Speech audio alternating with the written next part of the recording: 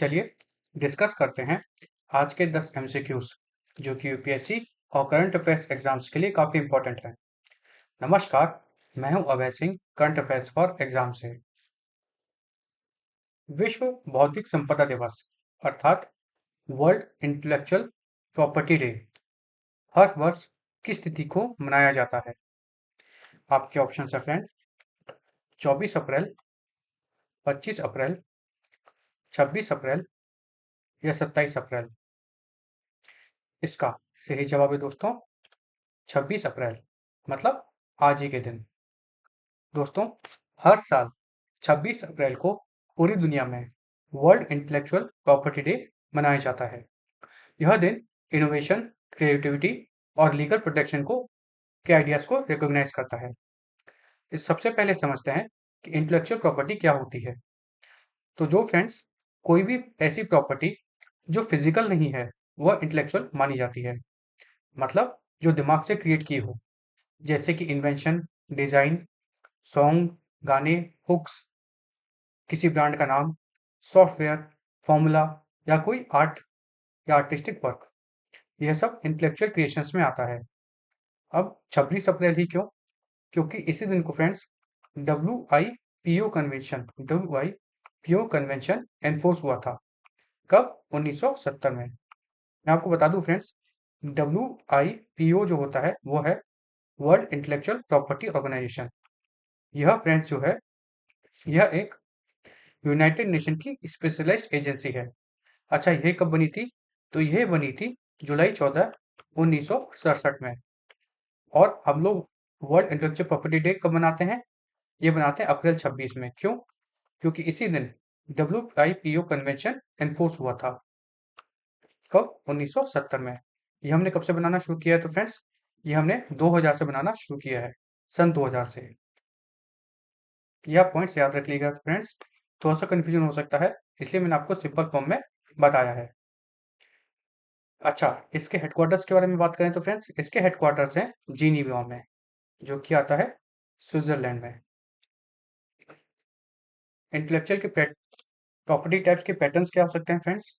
ये टाइप्स क्या हो सकते हैं? तो हो सकता है पहले पेटेंट, मतलब किसी इन्वेंशन पर एक्सक्लूसिव राइट, जैसे कि कोई नई मेडिसिन, दवाई या कोई नई मशीन या कोई नया टेक्नोलॉजिकल प्रोसेस, और जनरली यह 20 साल तक प्रोटेक्टेड रहता है।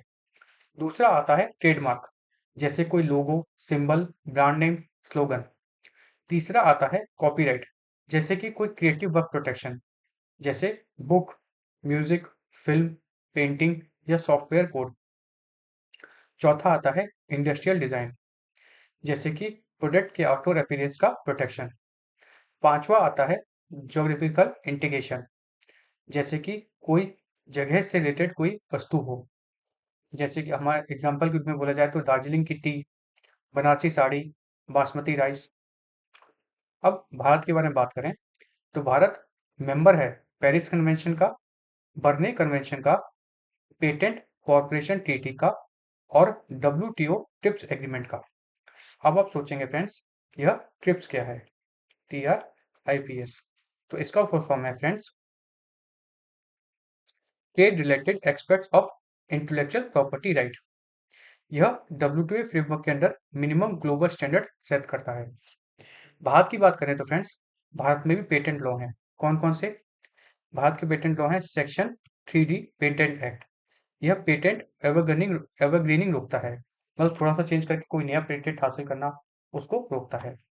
फिर नेशनल IPR पॉलिसी 2016, और जो कि यह क्या करती है, यह इनोवेशन इकोसिस्टम को स्ट्रेंथन करती है।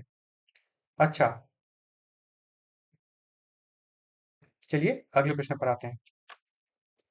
सिक्किम किस वर्ष भारत का 22वां राज्य बना था? आपके ऑप्शन है फ्रेंड, 1974, 1975, 1976 या 1970। इसका सही जवाब है फ्रेंड्स 1975। दोस्तों, 16 मई, कब? 16 मई को भारत भर में सिक्किम स्टेटहुड डे मनाया जाता है। यह दिन कॉमेमोरेट करता है सिक्किम जब ऑफिशियली भारत यूनियन का पार्ट बना था, भारत यूनियन का 22वां राज्य बना था। कब? 16 मई को। अच्छा, सिक्किम पहले एक मोनार्की था, जो कि नांगम्याल डायनेस्टी के अंदर, मतलब नांगम्याल शासन के अंदर काम करता था, रूल करता था। बाद में सिक्किम को प्रोटेक्टेड बना दिया गया, सिक्किम इंडो टीटी 1950 के अंदर। कौन सी टीटी के अंदर? इंडो सिक्किम टीटी के अंदर सिक्किम को एक प्रोटेक्टेड बनाया गया था। प्रोटेक्ट का मतलब जो सिक्किम के डिफेंस का मामला है, एक्सटर्नल अफेयर्स का मामला है और कम्युनिकेशन का मामला है, वह सब भारत के हाथ में रहेगा। बाकी सब चीजें सिक्किम के हाथ में रहेंगी। बाद में एक 1975 में, कब? 1975 में रेफरेंडम होता है, जिसमें 97% से अधिक लोगों ने कहा कि उनको भारत का भाग बनना है। इसके बाद भारत को इसके बाद सिक्किम को भारत का भाग बना दिया गया। अच्छा, ये कैसे हुआ? यह हुआ कॉन्स्टिट्यूशनल अमेंडमेंट एक्ट 1975, जो कि 36वां कॉन्स्टिट्यूशनल अमेंडमेंट एक्ट था। इसमें एक आर्टिकल आपको बताते हैं, आर्टिकल 371F। यह सिक्किम को स्पेशल प्रोविजन देता है एग्जिस्टिंग लॉ जो है उनको कंटिन्यू करने का, उसकी कल्चर आइडेंटिटी को प्रोटेक्ट करने का, उसके लैंड राइट को सेफगार्ड करने का और रिप्रेजेंटेशन एग्रीमेंट करने का। सिक्किम जो है फ्रेंड्स, वह चाइना, नेपाल और भूटान के साथ बॉर्डर शेयर करता है। इकलौता भारत राज्य है जो इन तीनों कंट्रीज के साथ बॉर्डर शेयर कर रहा है। इस कारण से कहा जाए तो मिलिट्रीली और जियोपॉलिटिकली भी बहुत इंपॉर्टेंट हो जाता है। सिक्किम की राजधानी की बात करें तो फ्रेंड्स, सिक्किम की राजधानी है गंगटोक और यहाँ की हाईएस्ट पीक है माउंट कांचनजंगा। सिक्किम की एक खास बात ये भी है कि यह भारत का पहला फुल्ली ऑर्गेनिक फार्मिंग स्टेट माना जाता है। मतलब यहाँ पे जो भी फार्मिंग होती है वो ऑर्गेनिक रूप से होती है। तो हमने यहाँ पे क्या क्या सीखा कि सिक्किम का स्टेटहुड डे 16 मई को मनाया जाता है। सिक्किम भारत का 22वां राज्य बना था, किस हिसाब से? कॉन्स्टिट्यूशनल अमेंडमेंट एक्ट 1975, 36वां अमेंडमेंट था ये। इसके साथ ही यह रेफरेंडम 1975 में हुआ था। सिक्किम को इससे पहले नांगमल डायनेस्टी राज करती थी और सिक्किम भारत का पार्ट बना था 1950 के इंडो सिक्किम टीटी के अंडर। चलिए अगले प्रश्न पर आते हैं। निम्नलिखित में से किस संस्था ने जनरल उपेंद्र द्विवेदी को अपने अंतर्राष्ट्रीय हॉल ऑफ फेम में शामिल किया है? आपके ऑप्शंस हैं friend, US AWC, West Point, Pentagon या रांड। इसका सही जवाब है फ्रेंड्स यूएस एडब्ल्यूसी। दोस्तों, भारतीय आर्मी के चीफ जनरल उपेंद्र द्विवेदी को एक प्रेस्टिजियस इंटरनेशनल ऑनर मिला है। उन्हें इंडक्ट किया गया है इंटरनेशनल हॉल ऑफ फेम में। किस इंस्टीट्यूशन द्वारा? तो उन्हें किया गया है यूएस एडब्ल्यूसी। अब आप पूछेंगे ये क्या है? तो ये है यूएस यूनाइटेड स्टेट्स आर्मी वार कॉलेज, जो कि लोकेटेड है, यूएस की स्टेट है पेंसिल्वेनिया, वहां पे ये लोकेटेड है। अच्छा, ये हॉल ऑफ फेम क्या है? तो फ्रेंड्स, ये ऑनर डिस्टिंग्विश्ड इंटरनेशनल मिलिट्री ऑनरली को दिया जाता है जिन्होंने डिफेंस लीडरशिप और स्ट्रेटेजिक सर्विस में एक्सेप्शनल कंट्रीब्यूशन दिया हो। जनरल उपेंद्र द्विवेदी भी इस इंस्टीट्यूशन के एलुमनस रहे हैं। यह सिर्फ एक पर्सनल ऑनर नहीं, यह इंडियन मिलिट्री प्रोफेशनलिज्म की ग्लोबल रिकॉग्निशन है। इससे पहले यह ऑनर जनरल वी के सिंह एवं जनरल विक्रम सिंह को भी मिल चुका है। अब यह जनरल उपेंद्र द्विवेदी को दिया गया है, जो तीसरे आर्मी चीफ बने हैं भारत के। चलिए अगले प्रश्न पर आते हैं। निम्नलिखित में से किस राज्य को भारत की पहली एकीकृत लिथियम आयन बैटरी और दुर्लभ पृथ्वी चुंबक पुनर्चक्रण सुविधा प्राप्त हुई है? अर्थात India first integrated lithium ion battery and rare earth magnet recycling facility. आपके ऑप्शन है फ्रेंड, यूपी, उत्तर प्रदेश, गुजरात, उड़ीसा या तमिलनाडु। इसका सही जवाब है फ्रेंड्स उत्तर प्रदेश। दोस्तों, भारत ने सर्कुलर इकोनॉमी और क्रिटिकल मिनरल सेक्टर में एक बड़ा माइलस्टोन अचीव किया है। भारत का पहला इंटीग्रेटेड रिसाइकलिंग फैसिलिटी एस्टेब्लिश हुआ है सिकंदराबाद, उत्तर प्रदेश में। कहाँ पर? सिकंदराबाद, यूपी में। यह वेस्टर्न यूपी के करीब करीब आता है। इसकी लोकेशन है यूपी SIDC इंडस्ट्रियल एरिया। इसे डेवलप किया गया है फ्रेंड्स रॉक लिंक इंडिया द्वारा। यह इंपॉर्टेंट क्यों है? तो यह इंपॉर्टेंट इसलिए है क्योंकि यह प्लांट प्रोसेस करेगा लिथियम आयन बैटरीज को, रेयर अर्थ मैग्नेट को, इंडस्ट्रियल स्क्रैप को और क्रिटिकल मिनरल वेस्ट को। कैपेसिटी डिटेल्स की बात करें फ्रेंड्स, तो यह जो प्लांट है यह हर साल 10,000 टन बैटरी रिसाइकल कर सकेगा, 60 टन हर महीने मैग्नेट प्रोसेसिंग कर सकेगा, 13,000 ton annually rare earth chloride unit process कर सकेगा। अच्छा, यह क्रिटिकल क्यों है? तो भारत की ईवी इवोल्यूशन और रिन्यूएबल एनर्जी ट्रांजिशन में यह इंपॉर्टेंट रोल प्ले कर रहा है, क्योंकि उसमें लिथियम, कोबाल्ट, निकल और रेयर अर्थ एलिमेंट की बहुत ज़रूरत होती है और ये बहुत हद तक उसको सेटिस्फाई करने में कामयाब भी रहेगा, सिर्फ और सिर्फ रिसाइकलिंग के थ्रू। और इससे कुछ मेटल्स भी रिकवर होंगे जो आगे भी काम आएंगे, जैसे कि एल्युमिनियम, कॉपर, आयरन और बैटरी के वैल्यूएबल मटेरियल्स। चलिए अगले प्रश्न पर आते हैं। निम्नलिखित में से किस राज्य प्राधिकरण ने अप्रैल 2026 में 7 घटिया दवाओं को वापस लेने का आदेश दिया है? आपके ऑप्शन हैं फ्रेंड, गुजरात, पंजाब, उड़ीसा या राजस्थान। इसका सही जवाब है फ्रेंड्स राजस्थान। दोस्तों, अभी राजस्थान गवर्नमेंट ने 7 मेडिसिन को मार्केट से रिकॉल कर दिया है क्योंकि लेबोरेटरी क्वालिटी टेस्ट में यह मेडिसिन फेल हो गई हैं। यह एक्शन राजस्थान की food and safety control administration ने लिया है। सबसे पहले समझते हैं कि मेडिसिन रिकॉल क्या होता है। जब किसी ड्रग का sample standard quality parameters pass नहीं करता, जैसे पोटेंसी कम हो, कंटेमिनेशन हो, कंपोजिशन गलत हो, डिसोल्यूशन फेल हो या लेवल मिसमैच हो, तब रेगुलेटर उस मेडिसिन को मार्केट से हटा देते हैं। इसका पर्पस पब्लिक सेफ्टी होता है। हाल ही में राजस्थान अथॉरिटीज ने 1 अप्रैल से 15 अप्रैल 2026 तक के बीच सैंपल कलेक्ट किए थे बहुत सारी मेडिसिन के। इन सैंपल्स को गवर्नमेंट लैब्स में टेस्ट किया गया था। टेस्ट फेल होने के तुरंत बाद ऑर्डर दिया गया कि ड्रग्स की सेल डिस्ट्रीब्यूशन उसे तुरंत रोका जाए। इसमें शामिल है लोराजिम ड्रग डाई सिरप, जो कि बैक्टीरियल इन्फेक्शन के लिए काम होता है, खासकर यह बच्चों को दिया जाता है। दूसरा है एल्बेंडाजोल एल्बेडाजा एल्बेंडाजोल टैबलेट्स। यह एंटी एल्मेथेनिक ड्रग है जो फॉर्म के इन्फेक्शन में ट्रीटमेंट में काम आता है। तीसरा है मिथाइलोएक्टिव 4 या जिसे हम मिथाइल प्रेडनिसोलोनिन कहते हैं। ये एलर्जी, इन्फ्लेमेशन और ऑटो इम्यून कंडीशन में काम आता है। इसके अलावा ऑक्स डीएस सिरप, सेरोफोमिन एक्साइटिल टैबलेट्स और सिप्रोफ्लॉक्सिन, ये ड्रग्स को भी बाहर किया गया है मार्केट से। भारत में मेडिसिन रेगुलेट करने के लिए प्राइमरी ड्रग लॉ है, ड्रग एंड कॉस्मेटिक एक्ट 1940। इसी लीगल फ्रेमवर्क के under states sampling, inspection, seizure, prosecution और रिकॉल कर सकते हैं। सेंट्रल लेवल पर CDSCO और DGCI भी मेजर रेगुलेटरी रोल्स निभाते हैं। राजस्थान के अभी के स्टेट ड्रग कंट्रोलर हैं श्री अजय पाठक जी, जिन्होंने स्ट्रिक्ट कंप्लायंस इंस्ट्रक्शन दिए हैं।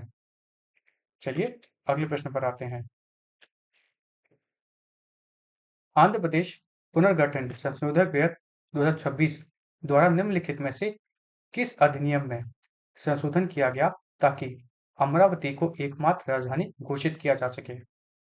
आपके ऑप्शन हैं friend, AP act, CRDA act, states act या RORG एक्ट। तो इसका सही जवाब है फ्रेंड्स रीऑर्गेनाइजेशन एक्ट। दोस्तों, ये बहुत ही इंटरेस्टिंग टॉपिक है, ध्यान से सुनिएगा। दोस्तों, आंध्र प्रदेश से जुड़ी ये बहुत ही मेजर पॉलिटिकल डेवलपमेंट है। लोकसभा ने Andhra Pradesh reorganisation amendment bill 2026 पास कर दिया है, जिसमें अमरावती अमरावती को आंध्र प्रदेश की सोल और परमानेंट कैपिटल डिक्लेयर किया गया है। 2014 में फ्रेंड्स क्या हुआ था, आंध्र प्रदेश का बाइफिकेशन हुआ था और तेलंगाना एक अलग स्टेट बना था। इसके लिए आंध्र प्रदेश रीऑर्गेनाइजेशन एक्ट 2014 पास किया गया था। तेलंगाना की जो कैपिटल है फ्रेंड्स, वह हैदराबाद रखी गई थी और लॉ के मुताबिक हैदराबाद को 10 साल के लिए तेलंगाना और आंध्र प्रदेश की जॉइंट कैपिटल बनाया गया था। लेकिन इशू ये नहीं था, इश्यू ये था कि इस एक्ट में आंध्र प्रदेश की कैपिटल क्या होगी, इस बारे में कुछ भी क्लियरली स्पेसिफाई नहीं था। जब बाइफरकेशन हो गया तो एन चंद्रबाबू नायडू की गवर्नमेंट बनी, जो उन्होंने अमरावती को आंध्र प्रदेश की कैपिटल के रूप में प्रपोज किया था। यह जो है कृष्णा गुंटूर बेल्ट में मेगा ग्रीनफील्ड कैपिटल सिटी का विजन दिया गया था। ग्रीनफील्ड मतलब जीरो से स्टार्ट करना, वहां पे कुछ नहीं था, वहां पे कैपिटल सिटी बनाने का प्रपोजल रखा गया था। बाद में 2019 से 2025 तक वहां पे वाईएसआर सीपी गवर्नमेंट आई, जिन्होंने थ्री मॉडल कैपिटल प्रपोज किया। मतलब कैसे कि विशाखापट्टनम को उन्होंने कहा कि विशाखापट्टनम आंध्र प्रदेश की एग्जीक्यूटिव कैपिटल होगी, जहाँ पे सारे एग्जीक्यूटिव काम होंगे। फिर अमरावती को वहाँ की लेजिस्लेटिव कैपिटल बनाया जाएगा आंध्र प्रदेश की, और कुर्नूल को आंध्र प्रदेश की जुडिशियल कैपिटल बनाया जाएगा। इस प्रपोजल ने मैसिव लीगल और पॉलिटिकल डिबेट खड़ी कर दी थी। फार्मर्स प्रोटेस्ट कर रहे थे क्योंकि फार्मर्स ने पहले अपनी जमीन ऐसे ही दी थी आंध्र प्रदेश, जो अमरावती के फार्मर्स थे, कि वहां पे कैपिटल बनेगा। लेकिन इसके बाद वहां पे इशू आया। अब 2026 में अमेंडमेंट बिल लाया गया है, जिसने ही एम्बिग्यूटी क्लोज कर दी है। बिल के मुताबिक अमरावती आंध्र प्रदेश की सोल कैपिटल होगी और उसको परमानेंट कैपिटल स्टेटस का दर्जा दिया गया है, और यह अप्लाई होगा 2 जून 2024 से। यानी फ्यूचर में पॉलिसी रिवर्सल्स को लीगली डिफिकल्ट बनाया गया है। मतलब अब आंध्र प्रदेश की 3 कैपिटल बनाना लगभग नामुमकिन सा हो गया है। यह अमेंडमेंट सेक्शन 5 रिलेटेड है, प्रोविजनल सेक्शन 5 रिलेटेड प्रोविजंस को मॉडिफाई करता है। इस डिसीजन का इकोनॉमिक इम्पैक्ट भी बड़ा है। रिपोर्ट्स के मुताबिक अमरावती 56,000 करोड़ के इंफ्रास्ट्रक्चर प्रोजेक्ट अमरावती में अटके हुए थे, जो कि अब फिर से शुरू होंगे। कैपिटल डेवलपमेंट क्या क्या होगा? तो कैपिटल डेवलपमेंट में होगा secretariat, assembly complex, high court ecosystem, road, metro transit planning, water sewage और डिजिटल इंफ्रास्ट्रक्चर और इंस्टीट्यूशनल जोन्स। अच्छा, इसको कौन लीड करेगा? तो इसको लीड करेगा Andhra Pradesh capital region development authority. यह प्लानिंग और इम्प्लीमेंटेशन के लिए बॉडी है। चलिए अगले प्रश्न पर आते हैं। निम्नलिखित में से कौन सी पहल का उद्देश्य दिसंबर 2026 तक भारत के प्रत्येक जिले में कम से कम एक लाइसेंस प्राप्त केंद्र सुनिश्चित करना है? आपके ऑप्शन है फ्रेंड, ई रक्त कोष, एनएचएम, एनएसीओ या सीडीएससीओ। तो इसका सही जवाब है फ्रेंड्स एनएचएम।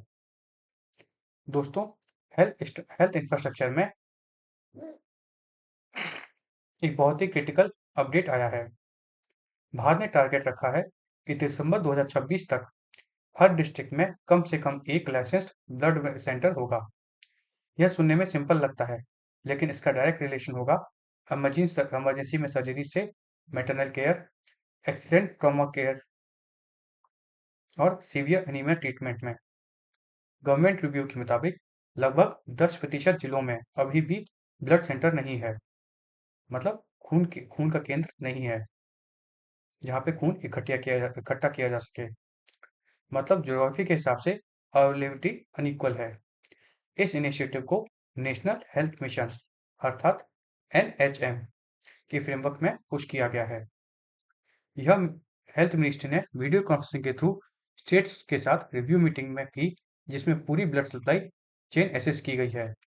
इसमें नेशनल ब्लड ट्रांसफ्यूजन अथॉरिटी बनाने का प्रपोजल भी रखा गया है।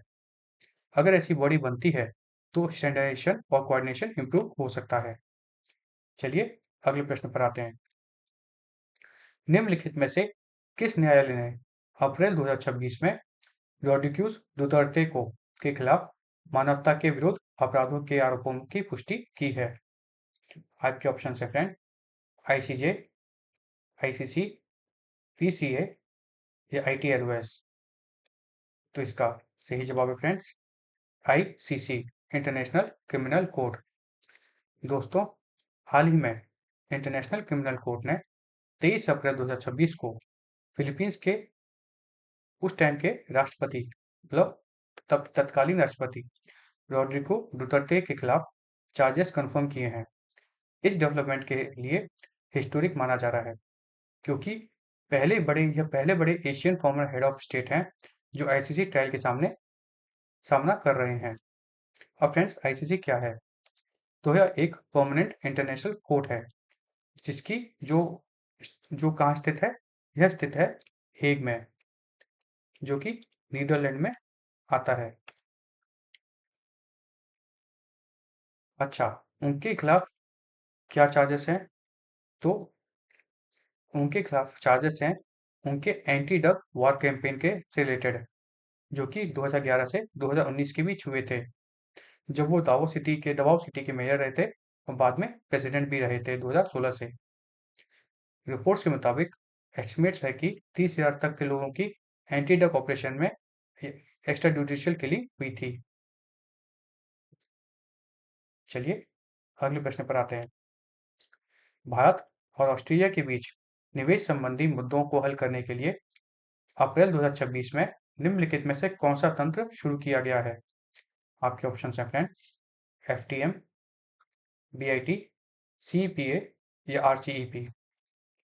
तो इसका सही जवाब है friend FTM, free trade mechanism. दोस्तों, अप्रैल 2026 में भारत और ऑस्ट्रेलिया के बीच एक इंपॉर्टेंट इनिशिएटिव लॉन्च हुआ है, India Australia fast track mechanism, FTM, fast track mechanism. यह इनिशिएटिव भारत में बिजनेस फोरम के दौरान अनाउंस किया गया है और इसका पर्पस है बायलैटरल इन्वेस्टमेंट और बिजनेस इश्यूज को जल्दी रिजॉल्व करना। चलिए अगले प्रश्न पर आते हैं। अच्छा, आप सभी को पता है कि ऑस्ट्रेलिया की राजधानी क्या है? अगर पता है तो कमेंट सेक्शन में बताइएगा। निम्नलिखित में से किस संगठन ने 2025 में वैश्विक स्तर पर मीथेन के शीर्ष 25 अत्यधिक प्रदूषणकारी लैंडफिल की पहचान करने वाली रिपोर्ट जारी की है? आपके ऑप्शन है फ्रेंड, यूएनईपी, इसरो, नासा या यूसीएलए। तो इसका सही जवाब है फ्रेंड्स यूसीएलए। दोस्तों, हाल ही में यूसीएलए स्टॉप मीथेन प्रोजेक्ट ने दुनिया के top 25 landfill methane super emitters की आइडेंटिफाई किए हैं। इस लिस्ट में भारत के दो मेजर लैंडफिल साइट सामने आ रहे हैं। पहला है सिकंदराबाद लैंडफिल साइट, जो कि उस लिस्ट में चौथे नंबर पर है, और दूसरा है मुंबई लैंडफिल साइट, जो कि इस लिस्ट में 12वें नंबर पर है। रिपोर्ट्स के मुताबिक 18 कंट्रीज के 25 साइट्स इसमें कवर किए गए हैं। कार्बन मैपर ने से इसको मैप किया गया है। अच्छा, मीथेन इतना डेंजरस क्यों है? आप सभी को पता होगा फ्रेंड्स कि इन लैंडफिल साइट्स में से मीथेन निकलता है। तो जो मीथेन होता है ना, ये शॉर्ट टर्म पीरियड में 84 से 86 टाइम्स ज़्यादा वार्मिंग पोटेंशियल रखता है कार्बन डाइऑक्साइड के रिस्पेक्ट में। मतलब जितना कार्बन डाइऑक्साइड गर्मी सोख सकता है, उससे 84 से 86 गुना ज़्यादा मीथेन सोख सकता है। और ये बहुत जल्दी ही जब वेस्ट फूड होता है, या जो कहते हैं ना खराब चीजें होती हैं, जब डीके होना शुरू होती हैं, तो ऑक्सीजन के बिना यह चीज सड़ती हैं, जिस कारण से एनॉर्बिक डिकम्पोजिशन होता है, जिससे मीथेन बहुत ज्यादा प्रोड्यूस होता है। इससे बहुत ज्यादा ग्लोबल वार्मिंग और पोल्यूशन होता है। चलिए कल का प्रश्न देखते हैं। कल हमने आपसे पूछा था, भूकंपीय प्रकाश उत्पन्न करने वाले आयनिक कण को मुख्य रूप से कौन सी भूवैज्ञानिक प्रक्रिया प्रेरित करती है? आपके ऑप्शन है friend, solar radiation, volcanic heat, ocean tides या फिर टेक्टोनिक स्ट्रेस। तो इसका सही जवाब है फ्रेंड्स टेक्टोनिक स्ट्रेस। अब कल के लिए हमारा आपसे प्रश्न है, निम्नलिखित में से कौन सा मंत्रालय पीएम ई ड्राइव स्कीम के अंतर्गत परियोजना कार्यान्वयन पर एवं स्वीकृति समिति की देखरेख करता है?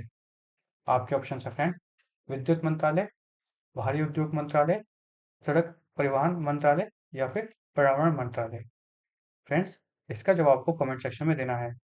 और अगर आपको हमारा सेशन फ्रूटफुल और इन्फॉर्मेटिव लगा तो लाइक शेयर सब्सक्राइब अवश्य कीजिएगा। धन्यवाद। जय हिंद, जय भारत।